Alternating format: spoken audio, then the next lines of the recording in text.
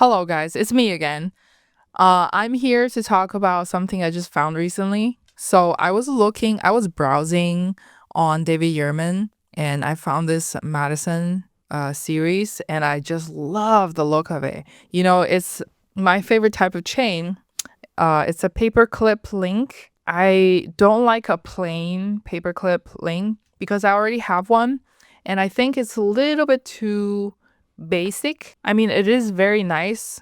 I wear it all the time, but it's just a little bit too basic for me. So I looked at the David Yurman Madison paperclip link chain bracelet, and I thought this is it. This is a perfect paperclip bracelet that if I want to replace this one, because also this one is a hollow chain that has a gap in it that I wouldn't say caused me too much problems, but I just prefer to replace it with a solid one if possible. So I think the David Yurman Madison chain bracelet is the perfect one to replace my original paperclip bracelet. So I looked online and check out the prices. It's 4,800 for the 6 millimeter, and it's 4,900 for the 8.5 millimeter.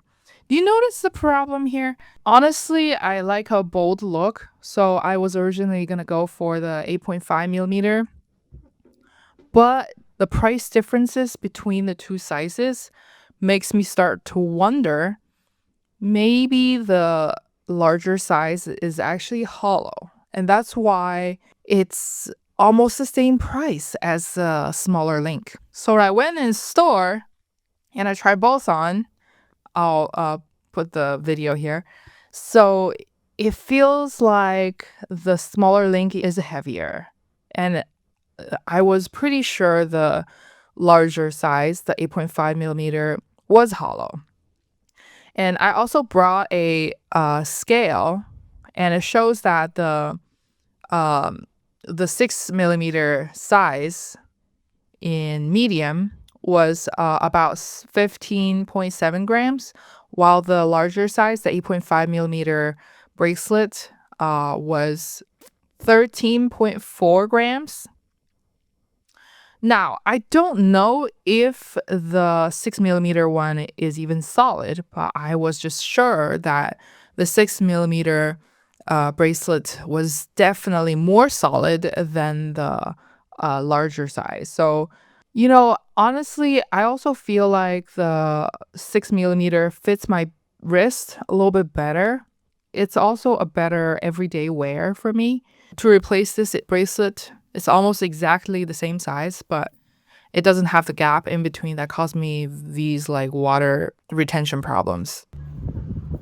I bought the 6 millimeter um, Madison bracelet, and I just love the look of it. They have very nice packaging, a pouch, and an envelope with a what is this? This is like a dust polishing cloth, and of course the receipts. And let's open this up. I I just love the look of it. It's like a few things that I love about this bracelet. One, it is an alternating link, so it's not so basic. It has a little twist to it, pun intended. And two, if you look at the whole thing, it doesn't have a obvious closure, and it achieves the visual consistency that I was looking for, and it doesn't have the gap. Whether it's solid or not, it doesn't have the gap that water can go in. But yeah, here's where the closure is, and you can't really tell. It just blends in with the rest of the link. Okay, let me just put it on right now.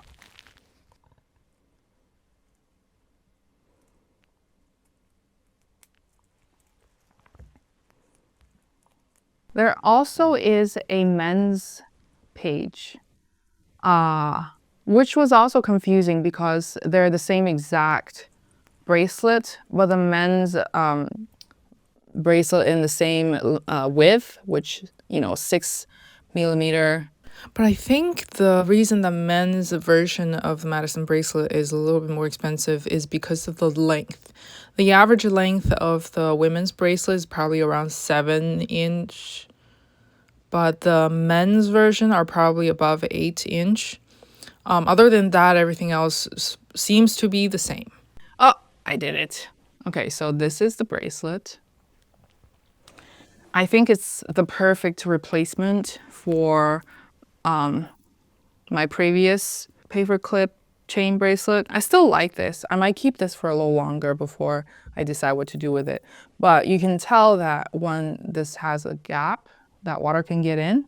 And two, the closure, although it's not the worst closure, it just does not have that visual consistency that David Yurman has. You see? And also this thing bothers me a little bit. It sticks out. So this thing is what I feel like is a perfect replacement for that one. And I'm really happy that I found this. This is a very successful first step for my bracelet collection.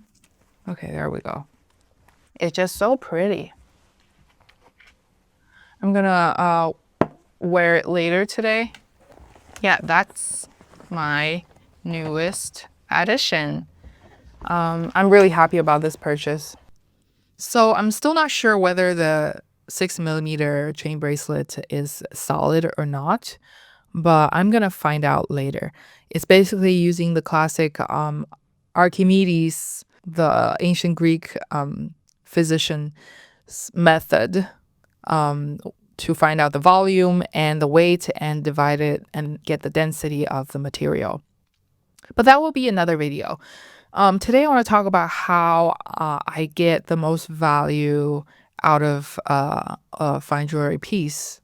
To find out how much you're paying for the actual gold material and how much you're paying for the markup, you need to know the weight of the jewelry piece you're purchasing. Usually these luxury brands, they don't have the weight information on their page.